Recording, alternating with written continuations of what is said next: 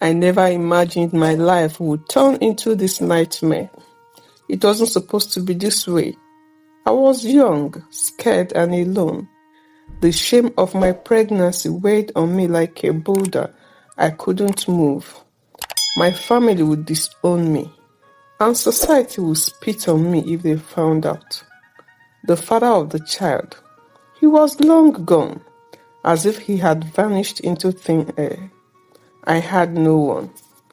The night it happened, I felt the pains earlier than expected. I knew it was time. My body was weak, trembling with fear and exhaustion. In the dim light of my one-room home, I brought my baby into this world, a tiny fragile boy. But instead of feeling joy and relief, I felt panic. How will I take care of him? How will I even face the world?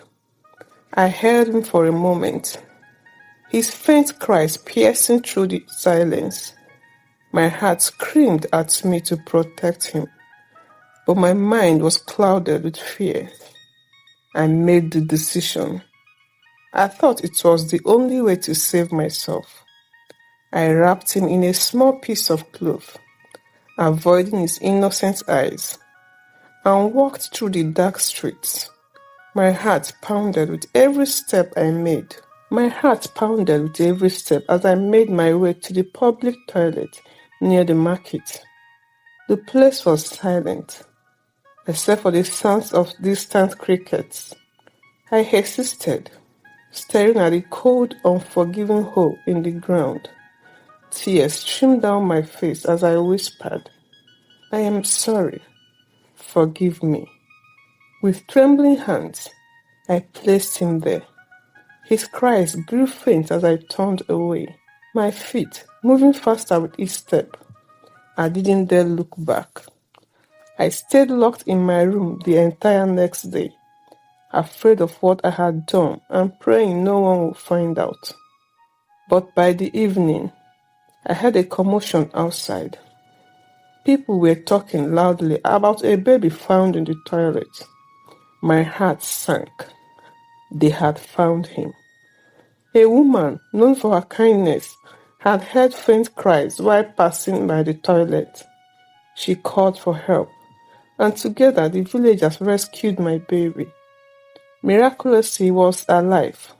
Weak, but alive.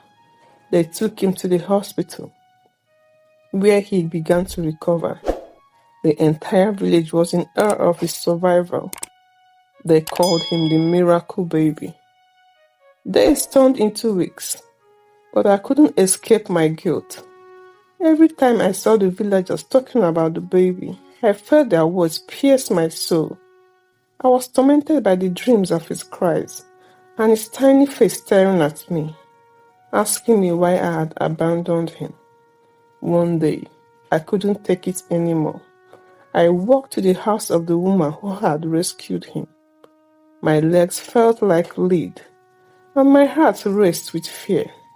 When she opened the door, she looked at me with curiosity, not knowing who I was.